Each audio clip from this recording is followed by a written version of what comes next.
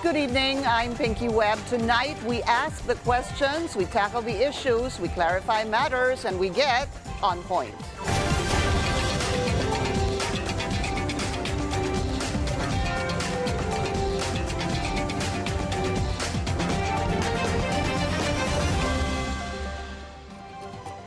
The Presidential Anti-Organized Crime Commission is working double time to meet the President's deadline to rid the country of POGOs by year-end. The PAOCC says there are still many POGOs and scam hubs scattered across the country. In the south of Metro Manila alone, over 100 illegal hubs have been monitored, but the task force has become the task has become more difficult. As large groups have scattered to smaller ones, local POGO employees have launched their own outfits and others are pretending to be legal BPOs. And then there are questions of coordination among agencies, such as in the recent raid by the police in Ermita, Manila. Hindi ko alam eh. Hindi ko alam kung may POGO kasi we conduct yung mga intel works pag meron na kaming zoom in na target eh. Doon pa lang namin nalalaman. But dito wala akong impormasyon. Wala silang ginawang coordination. Ang subject po ng kanilang police operation po ay yung Vertex technology na lumalabas po na nagpalit lamang po ng pangalan ng quantum solution po. At ito po ay concerning po sa violation po ng Securities Regulation Code. Kaya po during the operation po, ang kasama po nila ay SEC at PAGCOR po. So this is not a TIP cases o trafficking in person cases that would require the presence po ng IACAT and even PAOCC. And let's get on point with PAOCC spokesperson, Director Winston Casio. Welcome to the show, Director. Thank you, ma'am. Good nice to have you, and thank you for your time. I want to start with that raid in Ermita last October 29, that seeming controversy, not just involving possibly the PAOCC or the PNP, but also the owner of that, the lawyer of Century Tower, but I'll go to that a little later on. Yes, just to be very clear, were you involved in that raid? No, ma'am. We were applying for the search warrant for our the then upcoming raid at Bagak last October 31. So we were nowhere near Century Peak Tower. Were you told that there was going to be a raid there? We were not, and we didn't have to be told because the PNP can work on its own, the NBI can work on its own, and so does the PAOCC.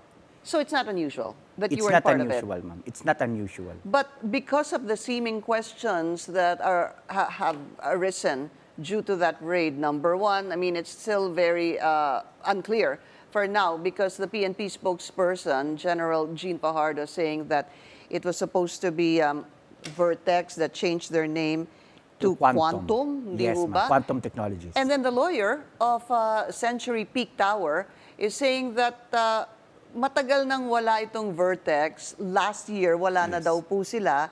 And that he was also saying that the search warrant was only supposed to cover the 23rd floor, but authorities eventually arrested other individuals in other floors. Did you hear about this, sir? Yes, I did. But I could not possibly comment on the nature and the specifics of their operation. Now, with regards to Vertex, we know that they've been out of operation since November of last year. So with regards to Century Peak, we know for a fact that it has been raided 2 times this year, twice this year. Successfully? Yes. Okay. The recent raid by PNP-ACG is the 2nd time around. So I really don't know why it's still operating. So the question is as good as, well, what's behind Vertex or who's behind Vertex? Quantum, to allow it to operate despite 2 raids. Here's the thing, sir. So, 2 beses na yan na raid, yan sa Century Peak Tower. Yes, successfully, POGO talaga. I think so. We've got reason to believe. And then you were saying that you are confirming na wala na si Vertex last year pa lang. November of 2023. That's right. So, confirm po yan. What do you know about Quantum? Unfortunately, we don't have anything on Quantum. Although we've got 111 names of illegal, quote-unquote, illegal POGOs, quantum does appear in that list. Appear. It does appear on that list. But we haven't done any intelligence gathering with regards to quantum. So chances are, if you ask me specifics about quantum, I could not give you anything. You can't say anything about it, Director, except that it's part of the illegal POGO hubs. Yes. 111 of them, yes, and one it's is in our named list. Quantum. I Yes, see. yes. But there's nothing else you know about it. Not much, You don't because- know if it's in Century Peak Tower. We know that it's in Century Peak. Only that much. Only that much. But who's behind it? Since when they've operated after Vertex closed down, we really don't know. Because our operations were focused on the other hubs. By hubs, we mean the bigger ones. Because we wanted to get the hubs to be able to... Hubs are basically the sources of the tech scams. The more hubs that we have closed this past several months, the lesser tech scams we've gotten. So that's why our priority were the hubs, not so much the ones that we've seen here in Metro Manila. When you say hubs, ano ho ba ibig sabihin ng Director? Malalaki? Yes, ma'am. Big time, parang gano'n? Yes, ma'am. Pag sinabi mong hubs, there are so many locators in them, more than one. Let's say quantum. It's only one, right? So if you close down quantum, you only close one. If you close a hub, you close 7, 8, 9, 10. Just like Lucky South 99 in Porac. Just That's like, a hub. Yes, ma'am. That was a hub. So I guess looking at the documents we have about Porac, we're able to close more than 10 locators. So that's a big chunk. The problem, though, is, I guess, to some people, there was a raid in that Century Peak Tower that involves whether it's Vertex or Quantum that supposedly is involved in POGO. And I guess one would ask, because if ang palagay po ng tao ay POGO, nasa ng PAOCC? Hindi ba dapat ang PAOCC ang lead agency? Not necessarily, ma'am. It's only that February of last year, the President gave us a directive to go after online scams and agricultural smuggling. So when we took a look at the landscape of online scamming, we saw that the great problem was really POGO-related or offshore gaming-related scamming. That's how we started. We got Parang natalisod lang pala yes, kayo ma'am. dito. Yes, ma'am. Okay. Yung pangalan namin, nadikit lang po sa POGO raids. But to be honest, it's not our primary mandate. Our mandate is to go after transnational organized crime. So happens that transnational crimes are in POGO-related crimes. Okay. And parang nakalimutan po, yung one of your other tasks is agricultural smuggling, you Yes, said. ma'am. So, tinitina din po namin yung mga lupa na di umano kinakamkam ng mga Chinese nationals. You've seen that we raided, I think, 3 mining sites because these mining sites owned by Chinese were former farming communities that have become all of a sudden mining sites. Okay. But the seeming problem with the one in Ermita, if I'm not mistaken, is that those arrested, I believe, were let go because no charges were filed against them. Yes. I know that you weren't part of this, but would you be able to share any more insights about that? Well, because they were not able to provide an affidavit of arrest for these individuals. Therefore, ma'am, kasi, when PAOCC conducts a raid against POGO, we always tag along the BI with us and always the IACAT. Why? We're talking of foreign nationals who may who could possibly be who may be kept against their will within the facility. So nanigurado lang kami. We bring the IACAT and we bring the BI. Ang IACAT po is for trafficking. Yes, ma'am. Okay. So, ang BI obviously dahil foreign national sila, yes, we meron ba bring them silang along. working permit dito? Yes, ma'am. Opo. So, but it's not necessary in all operations against POGOs that they are in the operation. And PNP and BI, they don't need to keep on calling us, for example. Pero kami, we have to call them kasi 52 lang kami. So if we don't call NBI and PNP, we won't be able to operate. But it's not the other way around. They don't need to call us. Opo, I see. Okay. Pero kapag may ganun pong raid, it seems that it's important to at least have either, sir, the IACAT or the BI. Because you'll never know if mayroon ko yung hindi ho kayo or anybody na may mahuhuling foreign nationals. Yes. But then again, that's an operational decision that General Carriaga, being the ACG commander, made. So he must have his own wisdom why he opted not to join, to bring in Tagalong, BI, and IACA. Which appears to be a mistake. Well, apparently ngayon nagiging problema na because they were able to release all the 69. And chances are those 69 will only be recycled in the other offshore gaming operations. That's going to be a problem. There was another raid very recently, October 31, and that was the one in Bataan. We're going to talk about that after the break. We'll have more of our discussion with Director Winston Casio. This is On Point.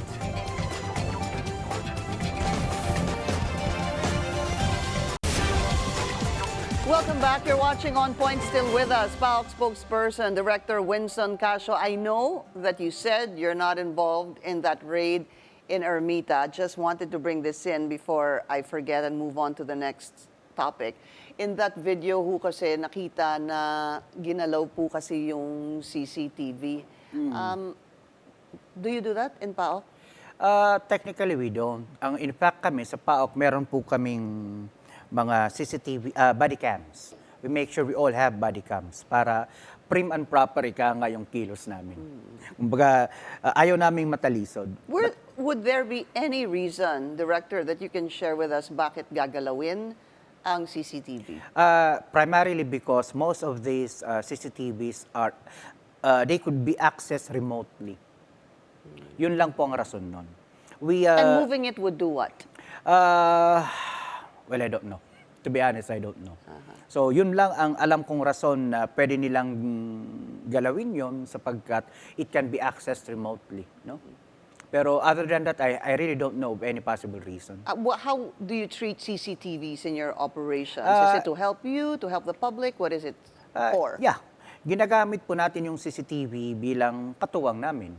No? Because it would be able to guide our operations, so to speak. No?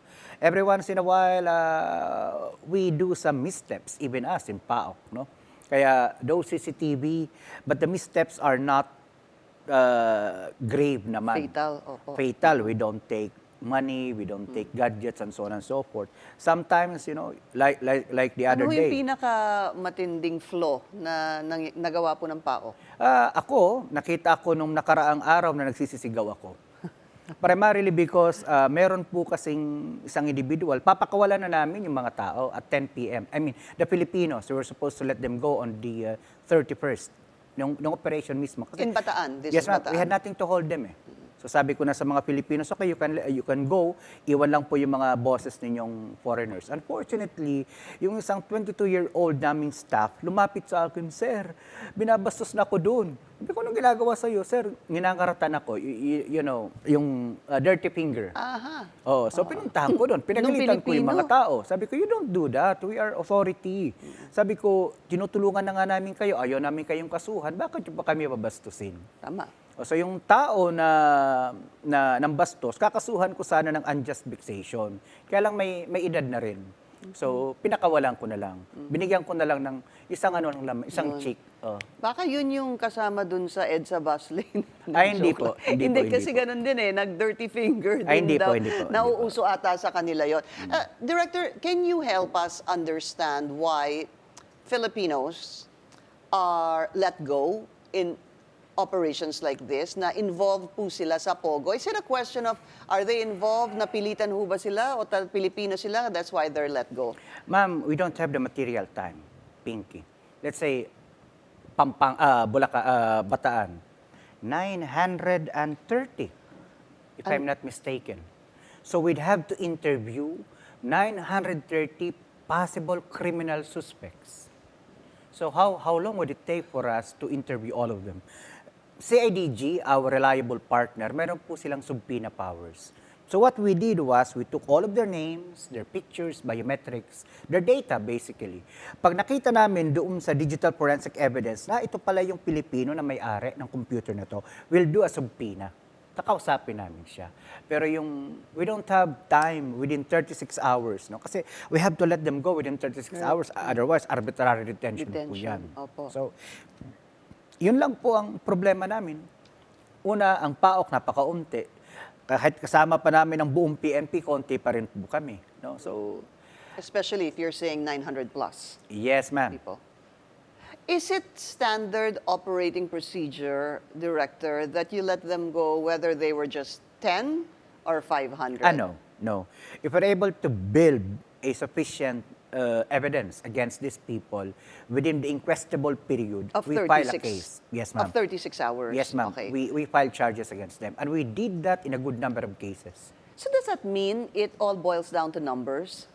I Ibig ko think so. sabihin, kapag hub, mukhang malabo, sir, papakawalan nyo talaga sila. Kapag hindi hub, pwede nyong kasuhan. Yes, ma'am. Kaya ang problema namin, kaya palagi pa ako nakikiusap sa mga kapwa natin Pilipino. Alam ko pong nasasaktan po sila sa mga raids namin sapagkat nawawalan po sila ng trabaho.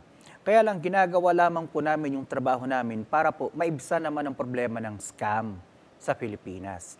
Just imagine kung 30,000 Filipinos are out there doing scamming.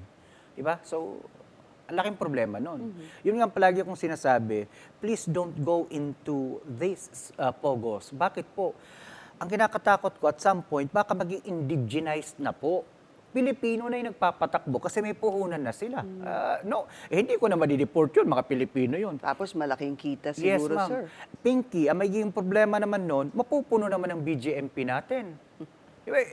How could you possibly fit 30,000 Filipinos who are employed in the scamming industry within our jails? Is that an accurate number, more or less, sir? More or less. 30,000 Filipinos involved. More or less. Meaning, sir, itong 30,000 na ito, willingly, knowingly involved in illegal activities, in scams. Yes, ma'am. So they willingly go into it. Kaya nakikiusap nga kami lagi sa, alimbawa ma'am, papakawalan namin Pinky.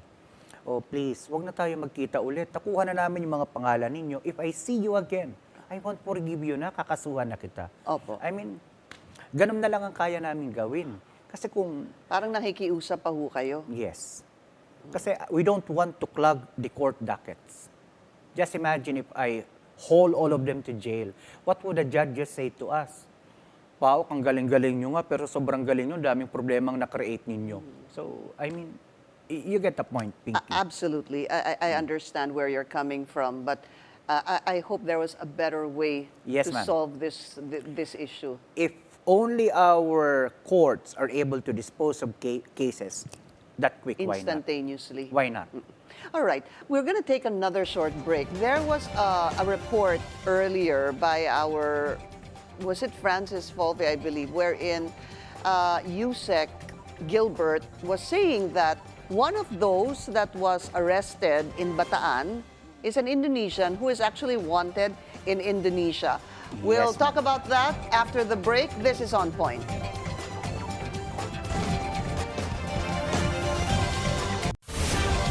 Welcome back. You're watching On Point. I'm Pinky Webb. Still with us, PAOCC spokesperson, Director Winston Casio. So, according to USEC Gilbert, and that Indonesian, you have his name, sir?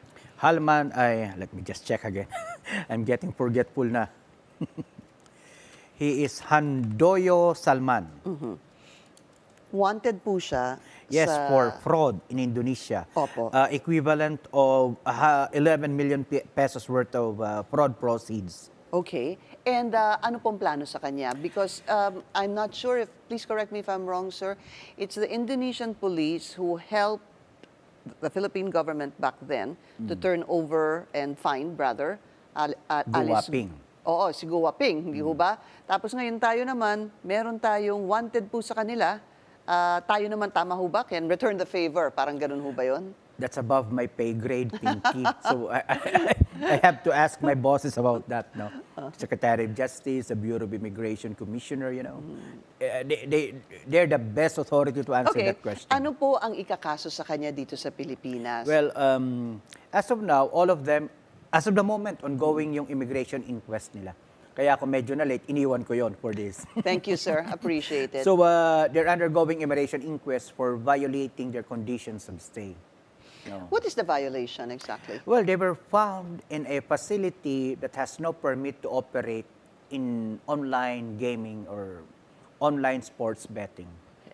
Because it's supposed to be a BPO. It's supposed to be a BPO. Kaya nga po, ngayon, we're talking to the lawyers of the company. No? Just come clean. Para, kasi sabi ko nga, they put up a huge investment in the Freeport area of Bataan. I hate the investment to go to waste. But they have to clear their names. They have to get the necessary permit, so to speak. No? So, nakikiusap nga ako sa abogado kanina, let's talk about this, kako. PAOCC, the Department of Justice, kung meron kayong pananagutan, just face it. Pero, if we could salvage the investment, why not? Diba? Kaya lang kung, unfortunately, parang, ang sabi kong kanina doon sa barkada ko, ay sa mga boss ko, sir, parang abogado doon sa gasa naman yung nakausap natin kanina. Ano ibig sabihin nun? Laging galit. Laging galit. Siya pa yung galit. Sabi ko, sa halip na we were opening up, kasi ma'am, you see, AFAB is a government agency. Please explain that. We were talking about that earlier with Congressman Dan Fernandez. Ito yung sa Freeport. Yes, Tama, ma'am. okay. So AFAB, the authority of the Freeport area of Bataan, has a mandate to provide permits, master licenses to gaming. But, within Bataan. But, they need a secondary license from PAGCOR. Okay. So, simple lang ang solution, di ba ma'am? Allow AFAB and PAGCOR to talk. Conclude their 20-year litigation. 20 years na po nag-aaway ang AFAB, yung Bataan Freeport, at saka itong PAGCOR with regards to that gaming problem. Di ba? So, ngayon, naipit tuloy yung investor. Sabi ko nga, when we were there last 31, I told the investor, actually, this is not your fault.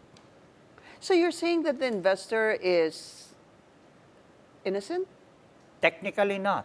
He is guilty of a crime not having the right permit, the necessary permit. But he is caught between the legal opinion of AFAB and PAGCOR.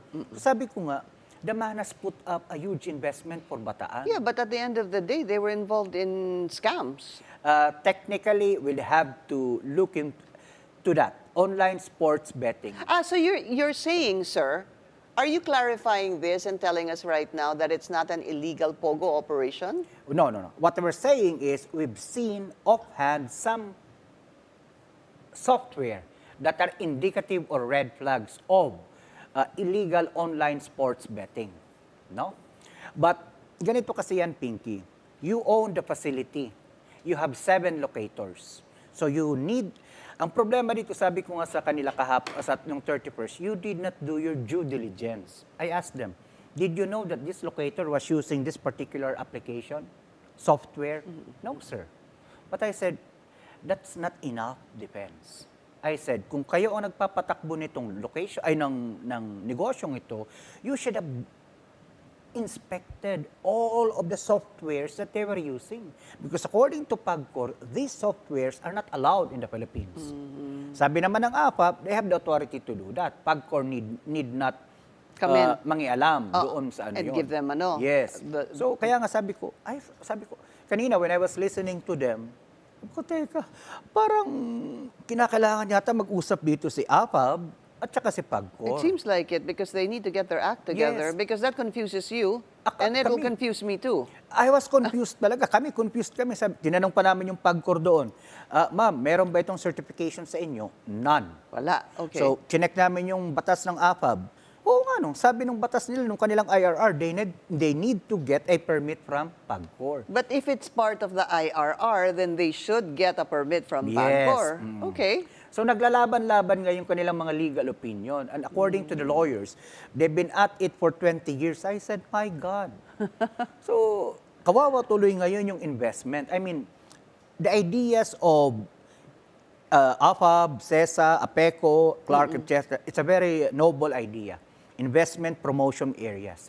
But it doesn't grant them the authority to just, do at it na kung ano lang ang gusto nilang Para bang gawin. may autonomy sila eh. Yes, Parang hindi ganun pwedeng lumalabas. ganon. Yeah. So they also need to consult national government agencies like PAGCOR. And Director, isn't it also true that if your license, ang lisensya po nila BPO, hindi ho ba? Yes, isa pa yun. Wala naman silang lisensyang ng gaming. Which you're saying is Meron this gray now? Gray area. Oo, because they're saying that the Freeport doesn't need PAGCOR. Sabi ko nga, wag nyo nang idamay ang PAOCC dyan. Basta ang alam namin, walang permit, nagpapalaro, POGO yan. So i-raid namin, kasi ang sabi ng Presidente, close them down. That's what the president said. Then Repeat that again, what you said. we need to close down all types of gambling that is offshore. You need to close down all types of gambling, That are number one, offshore. that do not have a permit because Of they course, are of illegal. course, of Doon course. muna. Tapos yung legal, to be clear, they have until the end of the year. No, Tama ho ba? no. Ah, Let okay. me qualify that. Noong October 15, Pinky, lahat po ng kanilang mga working visas na downgrade na to tourist visa. So they have 59 days from October 16 to December 15 to 2 wind months. down. But to wind down doesn't mean they can still work. I see. To wind down means to wind down their personal affairs, sell their condo, sell their apartments, sell their cars. Mag-alsabaluta na sila, Kasi, ma'am, parang ganon. Pinky, paano ka pa magtatrabaho kung yung working visa mo, wala na? Yeah, but then there's still 2 months, sir. I'm thinking that if I still have 2 months, I might as well still work for the next 2 months while I'm selling my house, my car, etc. Hindi ho ba? But the intent of downgrading from working visa 9G to a To tourist tourist, visa yeah. is Does to not allow deprive you to work. Yes. Tama You naman don't po. you lose Okay. your economic activity, so to speak. Director, how does it look like at the end of the Painom year? muna ako ng Sige tubig, po. kinakabahan ako sa susunod mong tanong eh. Uminom po kayo. Hindi, ang tanong ko lang po kasi sabi mo, ilan ho pa ba yung na-monitor nyo na 100 plus, ma'am. 100 plus? Tingin nyo natatakot sila? Kasi Hindi. very aggressive naman kayo eh. Hindi. Hindi sila natatakot. Kami pang tinatakot nila. Aba? Kami pa. Like, before I started with this job, I could go to the mall on my own. Be with my family on my own. Right? Be with my friends. Walang kasama. Now, I drive around in, you know what I mean? Yeah, yeah. And I move around with people that are technically not my friends, Not your family. not my family, but I need them. Yeah. So, Do you feel that by the end of the year, siguro what is your, how do you see everything panning out by the year end?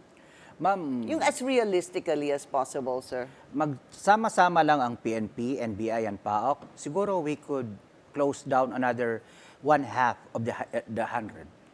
Hanggang year end. Yes, ma'am. So hindi po matutuloy yung sinasabi ng Pangulo. Well, technically, what the president said was he banned it. But it's easy to ban the legal ones. Ang problema namin yung mga talagang underground. And we will stand by the order of the president, no matter how difficult it is, because it is a presidential directive. Kaunti lang kami, 52 lang kami sa PAOCC, but with the help of CIDG, NBI, malakas ang loob namin, Opo. Pinky. Dr. Casio, thank you so much for your time. And of course, we wish you and your team well. Maraming Thank you very salamat much. po sa inyo. And that's On Point. Join us again tomorrow at 7:30 p.m. here on BNC, the Bilyonaryo News Channel. I'm Pinky Webb. Thank you for watching.